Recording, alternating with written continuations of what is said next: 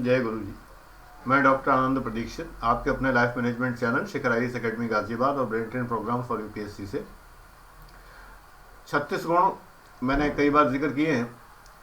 इंसान के 36 गुण मिलाए जाते हैं शादी में।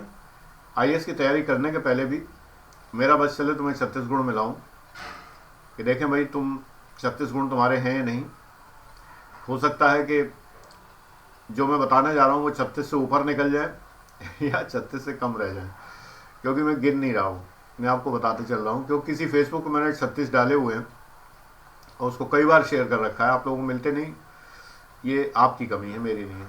मैंने हर जगह जितनी फेसबुक हैं जो भी सब पर पोस्ट कर रखे हैं, और उसका हेडिंग ये है, फेसबुक ही मैंने खोली हुई है, चेक लिस्ट। क्या आप आईएएस पीसीएस होने लायक हैं? ये व्यक्तित्व की चेकलिस्ट है। ये शराब पीने वालों पर लागू नहीं होती, कभी कभी पीने वालों पर भी नहीं लागू होती। वे आईएएस पीसीएस बनने के काबिल हैं ही नहीं, वे कृपया इन सर्वस्वों से दूर रहें। ये लिख के फिर नीचे 36 गुण बताए गए हैं। मैं इनको अपने तरीके से अलग से बता रहा हूँ। कुछ चीज़ें इसमें ऐसी लिखी हुई हैं जो कि मेरे यहाँ पढ़ने वालों पर लागू होती हैं, जो यहाँ शिखर में पढ़ते हैं। इसलिए तो मैं आपको बताने जा रहा हूँ कि जो गुण आप में होने चाहिए। पहली बात यह है कि आपसे बड़ा कोई आपसे कोई बात कहता है जो आपको खूब पता है कि आपके फायदे की है। जैसे कि मैं आपसे बड़ा हूँ, तो निश्चित है, ये 100% तय है। क्योंकि अगर आप मेरी उम्र के होते, मुझसे बड़े होते, तो आप आईएएस में बैठने की उम्र नहीं होती आपकी, निश्चित रूप से। आपके पिताजी भी मुझसे छोटे हैं, तो इसलिए फैक्ट है बिल्कुल। तो इसलिए जो है मैं बड़ा तो हूँ ही निर्विवाद रूप से, बिल्कुल निर्द्वंद रूप से। आपके भले की बात भी कह रहा हूँ, ये भी बिल्कुल सही है।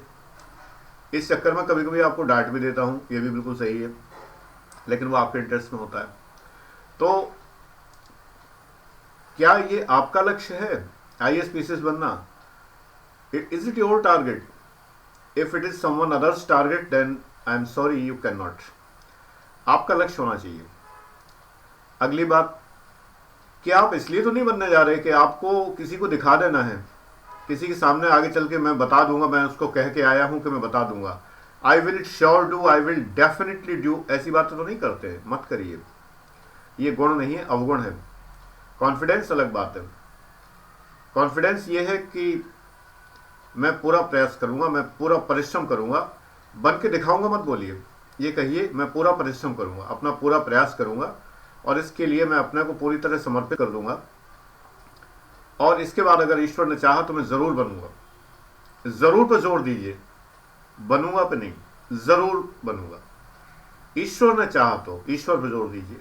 नहीं मानते हैं तो आप वैसे भी मेरे शिष्य नहीं हैं, आस्तिक ही मेरे शिष्य हैं। क्योंकि आस्तिक का मतलब है आप किसी में विश्वास करते हैं। जब आपने गुरु में विश्वास कर लिया या मेरी बातों में कर लिया, तो आस्तिक तो आप हो ही गए। नास्तिक वो है जो न मुझ में विश्वास करता है, गुरु में, न माता पिता में, न ईश्वर में, न किसी में, न किसी में, किसी शक्ति में विश्वास ही नहीं करता। इनका तो कोई ठिकाना ही नहीं है। इनको यही नहीं पता कि ब्रह्मांड पैदा कैसे हुआ है। अतार्किक लोग हैं ये, इनमें तर्क ही नहीं है, ये सोच ही नहीं सकते कभी भी। दुनिया की कोई केमिकल प्रोसेस, केमिकल या फिजिकल प्रोसेस नहीं बता सकती कि ब्रह्मांड कैसे पैदा हुआ। साइंटिस्ट ने सर पटक के आखिरकार गॉड पार्टिकल कह दिया कि गॉड पार्टिकल है जहां से ब्रह्मांड आ रहा है। गॉड पे वो भी आ गए, ये नहीं आए महोदय, नास्तिक महोदय, ये गॉड पे नहीं आए। इनकी समझ में नहीं आया, इन्हें अभी गॉड पार्टिकल पता नहीं है क्या होता है। मेरे वीडियो देख लीजिए, पिछले 3-4 वीडियो मैंने जिक्र किया हुआ, डिटेल में समझाया हुआ। तो क्या आपका लक्ष्य है ये? अगर आपका लक्ष्य है, बिल्कुल आप होने के काबिल। पहली क्वालिटी कि आपका लक्ष्य है, आपको बनना है। दूसरी बात कि आप किसी को दिखाने के लिए नहीं बनेंगे। अगली बात कि आप किसी से बदला लेने तो नहीं बनना चाहते, मैं उससे बदला लूंगा, ये क्वालिटी नहीं है आपकी। आप केवल इसलिए बनना चाहते हैं कि आप एक बेहतर करियर चुन रहे हैं और आप बेहतर ढंग से काम कर सकते हैं। आपके पास शक्ति होगी जिसका आप मिसयूज नहीं करेंगे। आपके पास शक्ति होगी जिसको कि आप सार्थक रूप से प्रयोग करेंगे। तो आप में ये गुण है। अगला, क्या आप में ये गुण है कि जब आप किताबों को देखते हैं तो आपके मुंह से सांस नहीं निकलती, वो सांस नहीं निकलती, आप खुश हो जाते हैं, चेहरे पे खुशी छा जाती है, आंखों में सुरूर आ जाता है। वो वाली बात। जब आप पुस्तकें देखते हैं तो खुश होते हैं, बुक्स को देख के खुश होते हैं। बुक्स की टेबल पर, अपनी स्टडी टेबल पर बैठ के आपको लगता है कि जन्नत मिल गई आपको, आप दुनिया की सबसे हसीन स्थान पर हैं। ये आपका गुण है, आप आईएएस होने के काबिल हैं। जब आप सोते हैं तो आपको सोना ज़्यादा अच्छा लगता है या पढ़ना ज़्यादा अच्छा लगता है? सोते आप केवल थकान मिटाने के लिए हैं, सोते आप केवल इसलिए हैं कि शरीर की आवश्यकता है, पढ़ते आप इसलिए कि आपका मानसिक भोजन है, आपको मस्तिष्क हर समय छटपटाता है पढ़ने के लिए, हर वक्त आपका मस्तिष्क जो है छटपटाता है कि मैं और पढ़ूं, लेकिन नींद आती है इसलिए क्योंकि शरीर की आवश्यकता है, आप झोंके लेने लगते हैं तो आप सोते हैं। ठीक है, ओके, दैट्स गुड।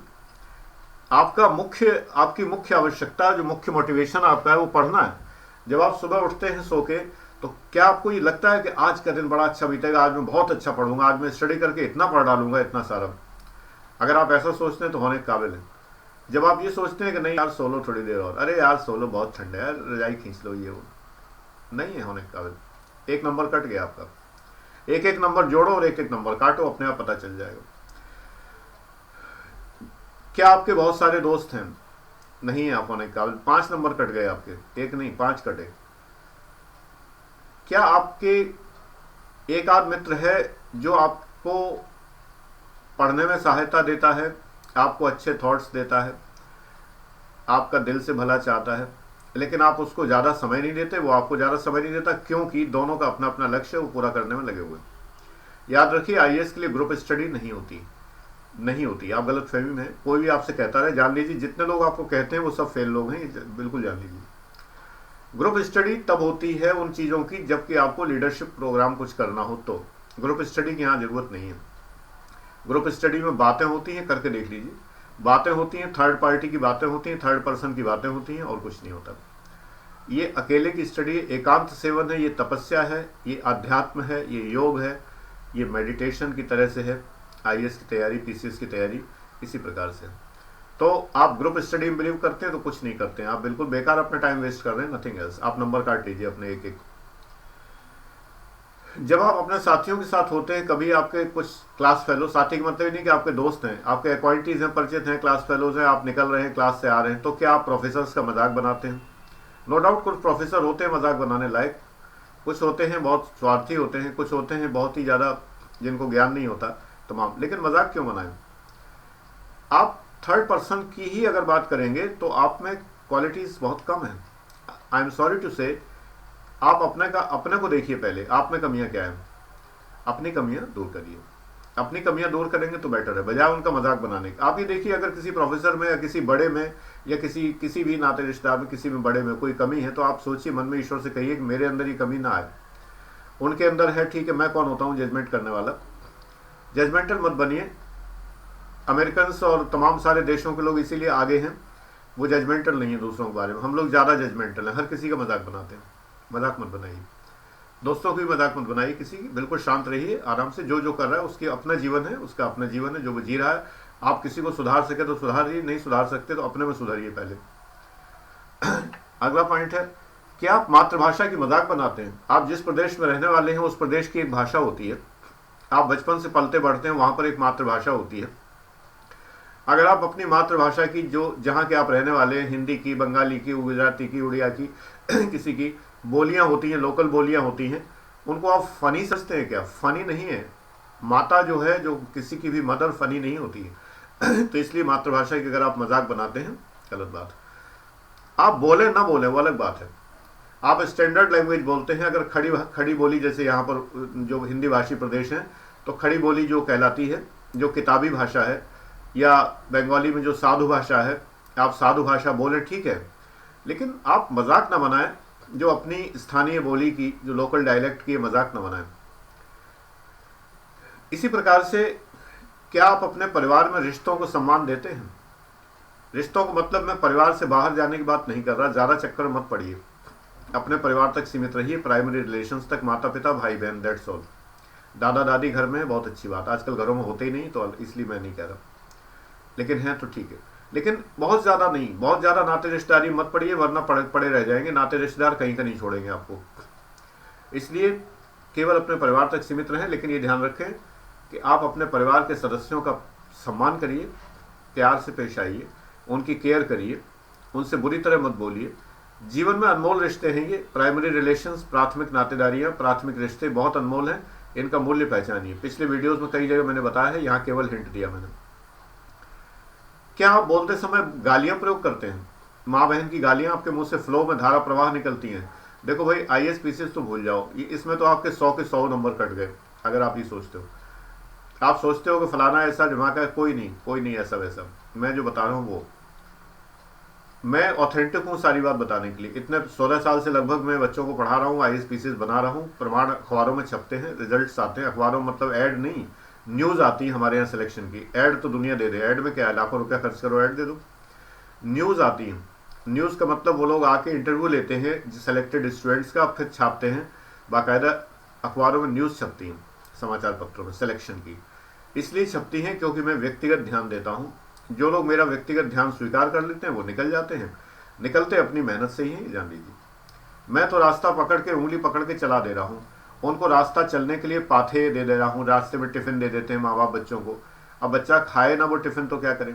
मैंने आपको नोट्स दे दिए, मैंने आपको सारा विचार दे दिया, सारा थॉट दे दिया, रास्ता साफ कर दिया आपका पूरा, रास्ते के पत्थर हटा दिए, सब कुछ कर दिया, पेवमेंट बना दिया, सब कुछ कर दिया। अब आप फिर भी ना चलें, रास्ते में भोजन ना करें जो मैंने दिया आपको, तो फिर आप रास्ते पर कैसे पहुंचेंगे। मुख्य बात ये, निकलते वही हैं जो मेहनत करते हैं, परिश्रम करते हैं, मेरी बताई बातों पर अमल करते हैं, निकलते वही हैं। योगदान उनके परिश्रम का, ईश्वर की कृपा का है, उन्हीं का योगदान है। मैं अपने को कोई योगदान और श्रेय नहीं मानता। अगर ऐसा होता तो मैं किसी को भी पकड़ के आईएएस बना सकता था, पीसीएस बना सकता था, मैं किसी को पकड़ के नहीं बना सकता। बनेगा वही जिसमें बनने की क्वालिटी होगी, जिसमें नहीं होगी वो नहीं बन पाएगा। कहते हैं कि पारस पत्थर लोहे को सोना बना देता है। लोहा हो तो अगला, लोहा भी तो हो, वो तो मिट्टी है, उसको पारस पत्थर क्या सोना बनाएगा। अगर मिट्टी है तो कैसे काम चलेगा।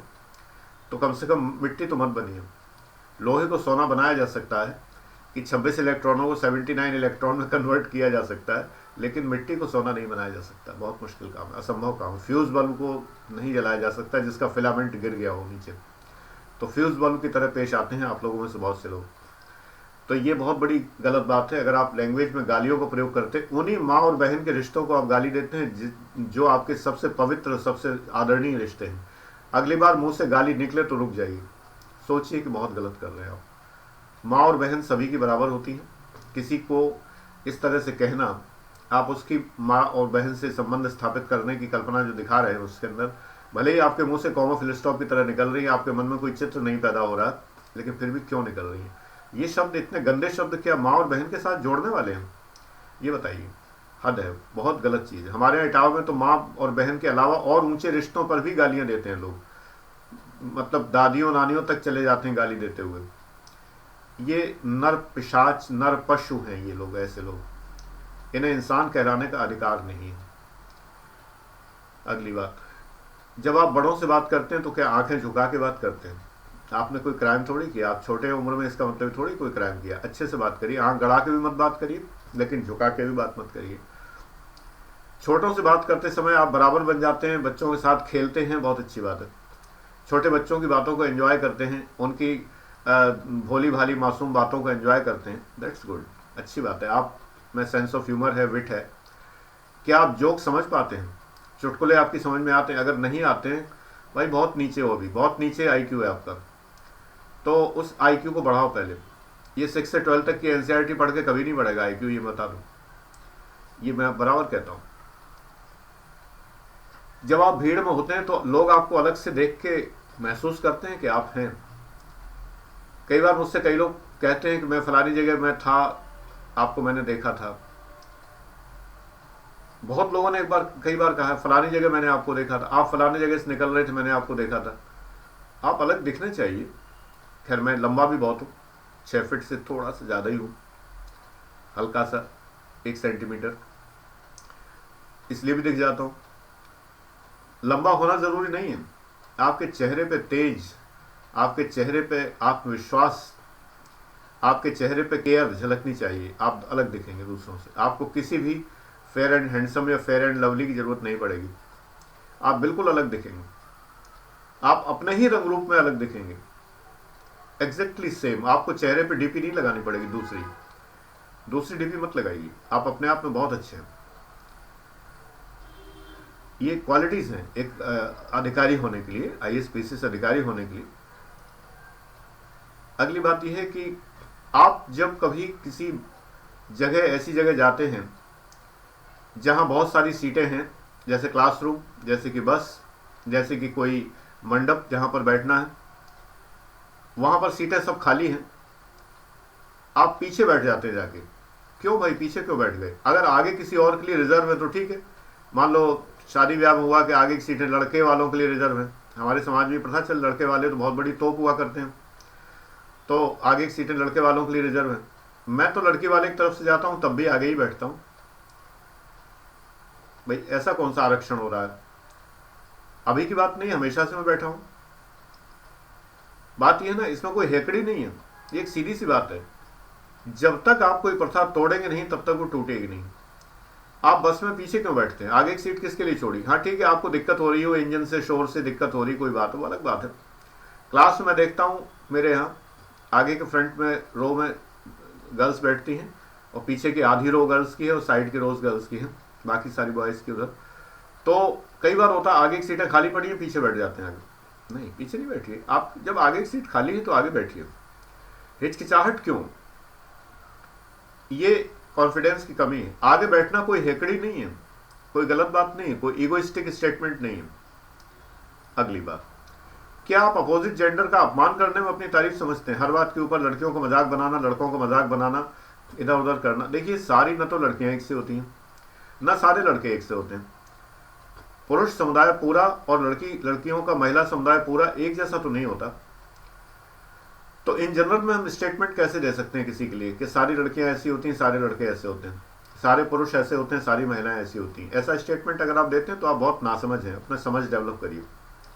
अगला, क्या आप सरकारी योजनाओं की मजाक बनाते हैं, केवल आलोचना करते हैं, केवल क्रिटिसिज्म करते हैं? एक्चुअली आपको सरकार में और रूलिंग पार्टी में, स्टेट राज्य में और राष्ट्र में कोई फर्क ही नहीं पता। ये मैं अलग वीडियो में बताऊंगा, कोई फर्क ही नहीं पता आपको। आप पॉलिटिकल पार्टी की आलोचना कर सकते हैं लेकिन आप सरकार की आलोचना नहीं करेंगे। सरकार दिखाई नहीं देती। सरकार का मतलब वो नीतियां हैं, जो नीतियां बनती हैं वो जनता के लिए ही बनती हैं। हो सकता है आपके फेवर में ना हो। जब रिजर्वेशन की पॉलिसी बनती है तो वो उनके फेवर में नहीं होती जिनको रिजर्वेशन नहीं मिल रहा। मैं तो एक बात सोचता रहा हूं हमेशा, और इसीलिए मुझे कभी भी तकलीफ नहीं हुई रिजर्वेशन से। मैं अनरिजर्व कैटेगरी को बिलोंग करता हूं, कानकुब्ज ब्राह्मण हूं। मैं हमेशा ये सोचता था मेरे लिए इतनी सीटें हैं, दैट्स ऑल। एक साल में आईएएस में 500 सीटें आती थी, आज के टाइम 1200 आ रही हैं। जब 500 आ रही थी, टोटल सीट्स 500 थी। आप आज भी मान लीजिए कि 600 सीट्स हैं हमारे लिए जो लोग अनरिजर्व हैं। ये मान लीजिए आपके लिए 600 है, दैट्स ऑल। पहले आपके लिए 250 हुआ करती थी, फिर 300 हुई, फिर 450 हुई, 500 हुई, अब 600 हैं। आप 600 पे निगाह रखिए, बाकी 600 पे निगाह क्यों डाल रहे हैं? देख पराई चुपड़ी मत ललचावे जीव, कोई जरूरत नहीं है। आपको सिलेक्शन के लिए केवल एक सीट चाहिए। मैं गारंटी देता हूं अगर एक सीट भी होगी तो मैं इस बात के लिए कॉन्फिडेंस रखता हूं उस एक सीट पर भी मैं निकल सकता था। मैं निकला हूं, 5 सीटों पर निकला हूं। 11 सीट्स 1983 में सेल्स टैक्स डिपार्टमेंट में थी। मैं उसी के लायक एलिजिबल था और किसी के लिए एलिजिबिलिटी मेरी थी ही नहीं। आईएएस की उम्र तो बहुत पहले निकल गई थी मेरी, मैं तो बैठा ही नहीं एग्जाम। पीसीएस देना शुरू किया क्योंकि उम्र पीसीएस की बची थी मेरी। एज के लास्ट चांस से मैंने, जब पहले बार में ट्रेजरी अफसर हुआ था, दूसरी बार में रीजनल ऑडिट ऑफिसर हुआ था, तीसरी बार 30 साल का हो गया था। मैक्सिमम एज लिमिट 30 साल थी पीसीएस की। तो 30 साल पर मैंने जो एग्जाम दिया उसमें सेल्स टैक्स में 11 वैकेंसीज थी केवल। मैं ट्रेजरी अफसर हो ही चुका था, अब तो वो भरने का मतलब नहीं था। रीजनल ऑडिट ऑफिसर हो चुका था, उसे भरने का मतलब नहीं था। अकाउंट ऑफिसर मुझे होना नहीं था, तो मुझे जो एक ही पोस्ट बची मेरे लिए, सेल्स टैक्स ऑफिसर। तो उसके लिए जो इसको असिस्टेंट कमिश्नर कहते हैं, तो उस पोस्ट के लिए 5 वैकेंसी थी रिजर्व, अनरिजर्व, और 6 थी रिजर्व। उन 5 में मेरा सिलेक्शन हुआ और सबसे ऊपर मेरा।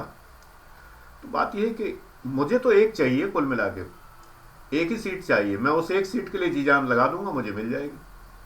आधी से मेरा काम नहीं चलेगा और 1.5 सीट का मैं करूंगा क्या? एक ही तो चाहिए। बस ये कॉन्फिडेंस रखिए, ईगो नहीं, कॉन्फिडेंस रखिए। मैंने आज तक कभी किसी से नहीं कहा मैं निकल के दिखाऊंगा, मैं ये एग्जाम तो यूं पास कर लूंगा, मैं तो ये कर लूंगा, ऐसे मैंने कभी नहीं कहा। ये मत करिए, चुटके मत बजाइए, कभी चुटके मोड़ जाते हैं लोग।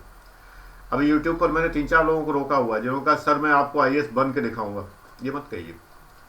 केवल एक बात कहिए कि सर अगर ईश्वर कृपा रही तो मैं जरूर सफल होऊंगा। जरूर पर जोर दीजिए, सफल तो वो करेगा ही करेगा। कई बार आप लोग पूछ चुके हैं, मैं पिछली वीडियो में बता चुका हूं, मैं दोहराऊंगा नहीं। भाग्य का क्या रोल है मैं कैलकुलेट करके बता चुका हूँ, पुराने वीडियो देखिए तभी पता चलेगा, सारा कैलकुलेशन बताया भाग्य कितना परसेंट होता है, क्यों होता है आईएएस के एग्जाम, बाकी नहीं। दूसरी क्वालिटी, क्या आप अकेले हैं, आप विदाउट जीएफ बीएफ हैं, बिल्कुल रहिए, थोड़े दिन बने रहिए, ऐसे कोई पहाड़ नहीं टूटा पड़ रहा कि अगर आप विदाउट जीएफ बीएफ हैं तो उसके बिना कोई जिंदगी में बहुत बड़ी कमी है, बने रहिए। दोस्तों के सामने कोई इंसल्ट नहीं हो रही, आप कहिए पहले मेरा करियर है। जो दोस्त आपका मजाक बनाया आपकी तैयारी का, वो दोस्त नहीं है आपके, दुष्ट हैं वो। दोस्त और दुष्ट में फर्क होता है, थोड़ा सा स्पेलिंग में फर्क है, तो इसलिए ध्यान रखिए अगर कोई आपकी तैयारी का मजाक बनाता है तो वो आपका दोस्त नहीं है, दुष्ट है वो। इन दुष्टों से दूर रहिए, बिल्कुल दूर रहिए, कुछ नहीं बिगड़ेगा आपका, आप एंजॉय करेंगे सॉलिट्यूड, अपना हॉबी डेवलप करिए, म्यूजिक सुनिए, मस्त रहिए, डांस करिए अकेले में, धमाधम मचाइए, 1 घंटे तबीयत से सुनिए म्यूजिक, अगर दूसरों को डिस्टर्ब होता हो तो कान पे हेडफोन लगा के सुनिए, म्यूजिक की आदत डालिए, सफलता में बहुत सहायक है, कंसंट्रेशन में बहुत सहायक है। दुनिया जहान की चीज़ों को, लोगों को कहते हैं मेरी बैड हैबिट से मैं कैसे छोड़ूं, एक गुड हैबिट पाल लो, बैड हैबिट भाग जाएगी। गुड हैबिट पालोगे, बैड हैबिट के लिए फुर्सत कहाँ है। मेरे सामने अगर कोई बैड हैबिट खड़ी रहे और वो ये कहे कि मैं बहुत आकर्षक हूं कि आप मुझे अपना लीजिए, मैं उस बैड हैबिट से कहूंगा कि भाई जाओ, मेरे पास टाइम नहीं है, मेरे पास तो बहुत सारी गुड हैबिट्स के लिए भी टाइम नहीं बचा। आप में से मेरे किसी व्यूअर ने एक बुक सजेस्ट की, मैंने मंगा ली, पढ़ने का टाइम नहीं मिल रहा मुझे, मैं तो आप लोगों में बिजी हूं। अब आप ये सोचिए कि जब आप 10:30 बजे रात को कॉल कर रहे हैं मुझे, मैं उस वक्त आप लोगों को जवाब दे रहा हूं व्हाट्सएप पर, ऐसे में आपकी कॉल आ गई, क्योंकि फोन अगर ऑन होता है तो कॉल रिसीव हो जाती, नहीं तो नहीं होती नहीं है मेरे में, 7 बजे के बाद रिसीव नहीं होती, तो वो रिसीव हो गई। मैंने पूछा भाई ये कौन सा टाइम है आपको कॉल करने का, गलत टाइम पे आप कॉल कर रहे हैं। No doubt I am busy with you people, but I can not reply, I can not disturb my family. उन्होंने क्या बिगाड़ा होगा, मैं अगर आराम से बेड पे बैठा हूं, टीवी देख रहा है, परिवार सब टीवी देख रहा है, तो मैं आपसे कॉल पे बात नहीं कर सकता, मैं आपको व्हाट्सएप जवाब दे सकता हूं, लेकिन कॉल पे कॉल नहीं कर सकता, जवाब नहीं दे सकता। कम से कम दूसरे की प्राइवेसी तो सोचिए। You are disturbing my family अगर आप कॉल करते हैं तो। कल भी 12:30 बजे कॉल की किसी महोदय ने। ये सब अगर आप में हैबिट्स हैं तो आईएएस पीसीएस भूल जाइए। और मैं वंस अगेन मैं कहूंगा आपको, मैं फिर सतर्क कर रहा हूं, ऐसी कॉल बिहार से, पटना से, ईस्टर्न यूपी से ज्यादा आती है। क्या आप लोगों में इतनी भी समझ नहीं है कि आप इस टाइम पे कॉल करते हैं? थोड़ा इंसान बनिए, गलत तरीके आप लोग अपना रहे हैं। मुझे बायस मत करिए एरिया के लिए, इस चीज के लिए, क्योंकि मैं कई बार ये चेतावनी दे चुका हूं कि मैं तो पूछने लगा हूं कहां से बोल रहे हो, पटना से बोल रहे हो, पूछने लगा हूं जब लोग उल्टे पुल्टे टाइम पे कॉल करते हैं। ऐसा मत करिए, क्षेत्र को बदनाम मत करिए। आप लोग बहुत अच्छे हैं और काफ़ी अच्छे लोग रहते हैं, मेरा बहुत अच्छा एक्सपीरियंस है। मेरे बहुत सारे क्लास फेलोज और बहुत सारे मेरे इलाहाबाद यूनिवर्सिटी के साथी जो हैं वो बिहार से ही, ईस्टर्न यूपी से रहे हैं। आप जो है छवि मत बिगाड़िए। ये कॉल करना मेरे दिमाग में सबसे बड़ा अपराध है, रात को कॉल करना सबसे बड़ा अपराध है। अगर आप किसी को 12-1 बजे कॉल करते हैं, that is crime, this is nuisance. आपके अंदर अगर ये क्वालिटीज आप बनने चले आईएएस पीसीएस, पहले अपने अंदर झांकिए, आपके अंदर तमीज नाम की चीज नहीं है। पहले ये तो देखिए, कर्टसी सीखिए ना। मैं यहाँ कर्टसी सिखाने के लिए हूँ, इसके लिए मैं डांटूंगा भी। अच्छा ना लगे मत देखिए वीडियो, अनसब्सक्राइब कर दीजिए, कोई प्रॉब्लम नहीं है, नथिंग, कोई दिक्कत नहीं। मैं इसकी केयर नहीं करता, मैं बनाता हूँ आईएएस। बेवकूफ़ों को आईएएस नहीं बनाया जा सकता, इसलिए बहुत साफ बात मैं कहता हूँ, बेवकूफ़ियाँ जाहिर ना करें। अगली बात, आपकी हैंडराइटिंग बहुत ख़राब है। देखिए, आप बहुत इंटेलिजेंट हो सकते हैं, आप एक डॉक्टर की तरह लिख सकते हैं, लेकिन डॉक्टर का लिखा केमिस्ट पढ़ता है खाली। डॉक्टर ने जो लिखा, ये कहावत मशहूर है। आपको पता है डॉक्टर का लिखा केमिस्ट क्यों पढ़ लेता है? इसलिए पढ़ लेता है कि डॉक्टर और केमिस्ट के बीच का गठबंधन है ये, जैसे चुनावी गठबंधन होता है। डॉक्टर वही लिखेगा, केमिस्ट को पता है क्या लिखेगा, तो वो तो जरा सा सी लिखा तो वो समझ लेगा कि क्या होगा। इधर सी, इधर ऊपर इयों चला गया, कैलपॉल हो गई होगा, क्योंकि जानता है कैलपॉल लिखेगा।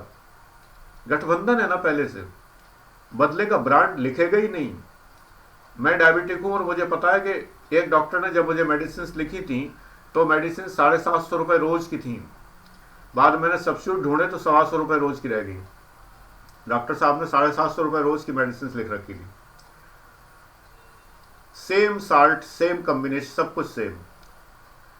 ये हालत होती है, वो गठबंधन है पूरा, इसलिए उसका लेखा केमिस्ट पढ़ लेता। आपका गठबंधन किसके साथ है? एग्जामिनर के साथ है? नहीं है, एग्जामिनर नहीं पढ़ेगा, उसकी कोई गर्ज नहीं अटकी पड़ी कि वो बुजुर्ग आदमी जो है अपने आंखों से चश्मा हटा के और नया चश्मा बनवा के और आपका एक एक अक्षर मिला मिला के पढ़े। कोई गरज नहीं अटकी, काट के फेंक देगा, नंबर नहीं देगा। वो ये कहेगा जब आपके अंदर इतनी भी कर्टसी नहीं है कि आप एक अपने एग्जामिनर को पढ़ने लायक मटेरियल लिख के दे सकते हैं, आपको ये भी कर्टसी नहीं है, सो दैट जाओ नहीं पढ़ता। आपकी बड़ी गलतफहमी है। बहुत थोड़ी कॉपियां मिलती हैं एग्जामिनर को पढ़ने के लिए, बहुत ज़्यादा टाइम मिलता है, 1.5 महीने 2 महीने। उस पूरे समय में वो तसल्ली से देखता है बहुत थोड़ी कॉपी को। और एक बात और बता दूं, यूनिवर्सिटी के प्रोफेसर साहब नहीं चेक करते हैं उसे बड़े बड़े विद्वान चेक करते हैं, बहुत बड़े बड़े विद्वान। यूनिवर्सिटी के प्रोफेसर साहब तो कुछ भी नहीं है उनके सामने, जो लोग चेक करते हैं बहुत बहुत बड़े बड़े विद्वान हैं जो चेक करते हैं। बहुत ज्ञान है उनका, अद्भुत ज्ञान है, मुझसे भी बहुत ज़्यादा ज्ञान है उनका, मुझसे बहुत सीनियर हैं, तमाम प्रशासक हैं, अधिकारी हैं, रिटायर्ड ऑफिसर्स हैं, बहुत सारे लोग। इसलिए आप उनकी केयर करें कम से कम, वो अन्नदाता हैं आपके अंकदाता हैं आपके। आप राइटिंग अच्छा बनाइए, राइटिंग के नंबर नहीं होते, राइटिंग के ही नंबर होते हैं। यहाँ राइटिंग के नंबर ये नहीं होते कि 5 नंबर है सुलेख के सुरक्षित हैं, यहाँ तो राइटिंग के ही नंबर है। अगर राइटिंग आपका नहीं है तो कोई पढ़ नहीं पाएगा, तो नंबर कहाँ से देगा जब तक आपके विचार नहीं जानेगा। So that remember this thing. अगली बात, क्या आपको क्रिकेट में इंटरेस्ट है?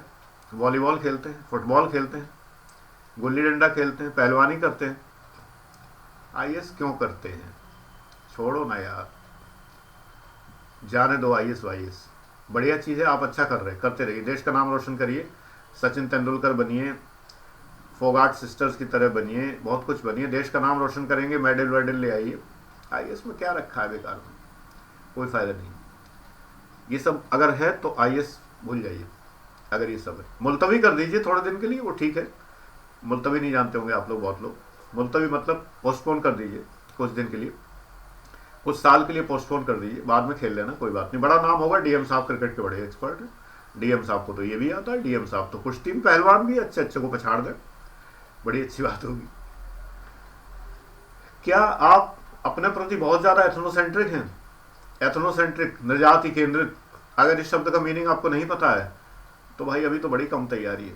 मैं तो पिछले कई वीडियो में बोल भी चुका हूँ, आपने मेरी वीडियो नहीं देखे।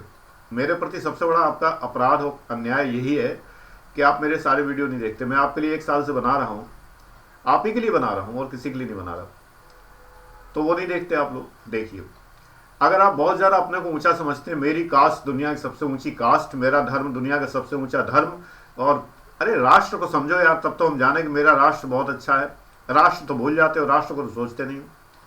मेरा नाम दुनिया का सबसे श्रेष्ठ नाम, मेरी जाति, मेरा गांव, फलाना ढिमाका, इसी में उलझे रहे तो दीज आर एथनोसेंट्रिक। संविधान में मना किया गया है कि धर्म, जाति, भाषा, लिंग, जन्म स्थान आदि के आधार पर विभेदीकरण नहीं करेंगे। No one will discriminate on the basis of race, sex, caste, place of birth etcetera etcetera.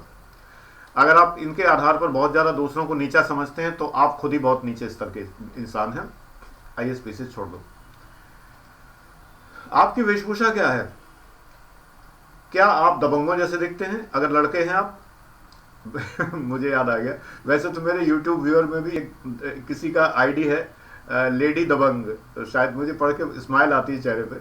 लेकिन वो जो भी लड़की या लड़का जो भी है, वो कमेंट्स तो बहुत अच्छे करता है, करती है, बट उसका जो डीपी है, वो जो है उसका नाम, प्रोफाइल नेम जो है वो लेडी दबंग है। अच्छी बात है, नाम रखे रहिए, कोई बात नहीं। दबंगों जैसे मत दिखिए। मोटे मोटे जंजीरें, हाथ में बड़े बड़े मोटे मोटे ब्रेसलेट्स, भारी भरकम चीज़ें, बड़ी अच्छी खासी रखी हुई दाढ़ी। देखिए, आईएएस के लिए चेहरा बड़ा क्लीन होना चाहिए, बहुत क्लीन चेहरा चाहिए। मेरे जैसे बड़े बाल भी आईएएस के लिए नहीं चाहिए, आपके बिल्कुल कट बाल। ये तो मैंने अब बाल बड़े कर लिए। मैं पहले भी रखता था, इलाहाबाद यूनिवर्सिटी में पढ़ता था, मेरे बहुत बड़े बड़े बाल हुआ करते थे। वो ज़माना था एल्विस प्रेस्ली और वो तमाम रॉक स्टार्स, पॉप स्टार्स। मुझे तो इंग्लिश म्यूज़िक बहुत ज़बरदस्त पसंद रहा हमेशा से, तो मुझे बड़े बाल अच्छे। मेरे बेटे ने वो चीज़ अपनाई, आज वो रॉक स्टार है, उसके बाल भी बहुत बड़े हैं। तो रॉक स्टार है अनुराग दीक्षित, उसके बहुत एल्बम रिलीज हो चुके हैं, शो भी होते हैं कई जगह। तो पिता से पुत्र में कुछ तो आएगा ही आएगा, इस तरह की चीज़ें। तो तब भी मेरे बाल बहुत बड़े हुआ करते, लेकिन जब मैं सर्विस में रहा छोटे छोटे बाल रहे। एक बार किसी ने कहा नाइस हेयर कट, वो नाइस हेयर कट नहीं, हेयर कट नहीं कराया, वो मैंने पुरानी फोटो है, पुरानी वीडियो है। तो आपको हेयर कट बिल्कुल नीट एकदम क्लीन होना चाहिए। बॉयज को बिल्कुल इस तरह से रखना चाहिए। ये दाढ़ी वाड़ी आईएएस की फैशन नहीं है। दाढ़ी वाड़ी लेके इंटरव्यू जाएंगे तो बहुत भद्दी इमेज आएगी, इसलिए ये सब बेकार है। दबंगई मत दिखाइए। दूसरी, अब जिसके धर्म में हो, मान लीजिए कोई क्रिश्चियन है और वो उस हिसाब से रखता है, क्रिश्चियंस रखते हैं कई बार, अगर वो रखता है मैं कुछ नहीं कहता, लेकिन मैं नॉर्मल बात कह रहा हूँ। मुस्लिम भी है तो मुस्लिम क्या सारे मुस्लिम दाढ़ी थोड़ी रखते हैं, या सारे क्रिश्चियन दाढ़ी थोड़ी रखते हैं, ये आपकी अपनी पर्सनल चॉइस है, मेरा कहना फर्ज है, वो बता रहा हूँ। तो इसलिए, लेकिन ये कुछ एरियाज में, कुछ क्षेत्रों में वो उसकी पहचान है, एक अगर अलग है तो वो रखते हैं तो कोई बात नहीं है। लेकिन जब आपके क्षेत्र में पहचान नहीं, जैसे गाजियाबाद के एरिया में दाढ़ी का मतलब है दबंगई दिखाना, मैं यहाँ की बात कर रहा हूँ। पश्चिमी उत्तर प्रदेश में इटावा और ये सब एरिया में पूरे में दाढ़ी रखने का मतलब दबंगई दिखाना। देखिए बात ये, दबंगई चेहरे से झलकती है। अगर आप चेहरे से दबंग देखना चाह रहे हैं तो दबंग आप देखेंगे तो फिर इंटरव्यू तक पहुंचेंगे नहीं। पहली बात तो ये, पहली फैक्ट बिल्कुल ये 100%। यार लड़कियां बहुत ज़्यादा फैशनेबल और फैशन मॉडल अगर दिखती हैं, नहीं, आप लोगों को गलत फहमी है। जो सेलेक्टेड गर्ल्स की फोटो आप देखते हैं कि सर वो तो बड़ी ब्यूटीफुल है, ये ब्यूटी तो भगवान की दी हुई है, वो एक अलग चीज़ है। लेकिन जो भी लड़कियां हैं इंटरव्यू के समय बहुत निहायत सीधी, बिल्कुल एकदम कायदे से और उस तरह से जाती हैं अपनी प्राकृतिक वेशभूषा में। इसके बाद वो किसी ओकेजन पर सज धज रही हैं, न्यूज़ चैनल वाले उनकी वो फोटो ले लेते हैं और उसमें इंटरव्यू ले लेते हैं। इसी तरह से ये दिखाते हैं मानो कि सिर्फ ब्यूटीफुल गर्ल्स का ही सिलेक्शन होता है, ऐसा कुछ नहीं। सभी का सिलेक्शन होता है, जो नेचुरल है उसका सिलेक्शन होता है। नेचुरल रहिए। तो ये सब बाइक पे दौड़ाना, बाइक दौड़ाना, लड़कियों को देख के हॉर्न बजाना, अननेसेसरली लोगों को हैरेस करना, तंग करना। लड़कियों के लिए कहता हूं मैं कि जो मार्केट में बार्गेनिंग करते समय इठलाना, मुस्कराना, अपने लड़की होने का फ़ायदा उठाना, या लड़की होने के नाते कोई रेट कम करा लेना, कोई डिस्काउंट हासिल कर लेना, जल्दी से कोई काम करा ले जाना, हर बात में लड़की होने का फ़ायदा उठाना, no, you do not deserve, neither boys such type of nor girls, you do not deserve. आपको काव्य साहित्य की, संगीत की समझ होनी चाहिए, आपके सार्थक रुचियां होनी चाहिए, लिटरेचर वगैरह। मुझसे मत पूछिए डेवलप कैसे करें, पढ़ने से डेवलप होता है। जब आप बिल्कुल एक ऐसे ढंग से पढ़ेंगे जो दुनिया को देखने ही नहीं चाहेंगे तो कैसे काम चलेगा। दुनिया में जो हो रहा है उसको जानिए, करंट अफेयर्स वगैरह जानिए, दुनिया की नई नई चीज़ें आपको पता होनी चाहिए। अगर आप नहीं पता करते तो क्या आईएएस बनेंगे। तो ये मैंने बहुत सारी चीज़ें बताई हैं, ये 36 हो या 46 हो गई हो कितनी। जैसे मैंने कहा कि आप बुजुर्गों से घृणा करते हैं, ये आपका फ्यूचर है। बुजुर्ग होना आपका फ्यूचर है, क्योंकि आप भी होंगे किसी समय। जब आप होंगे तो उससे आप घृणा कैसे कर सकते हैं। तो मेरा फिलहाल कहना यही है, इन गुणों का आप ध्यान रखेंगे तो आप सफल होंगे। God bless you.